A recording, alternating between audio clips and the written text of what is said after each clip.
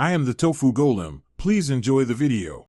You start by confirming your iPad model and iPad OS version because that determines hardware compatibility. Once done, gather a USB-C cable or a Lightning to USB 3 camera adapter and a powered USB hub if the SSD needs external power.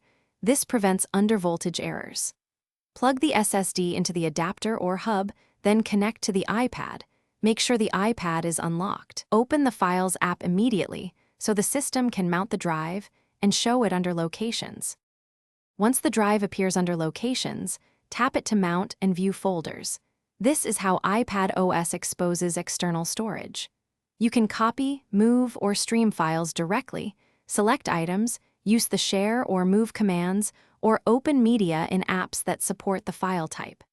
Make sure to use XFAT for cross-platform compatibility.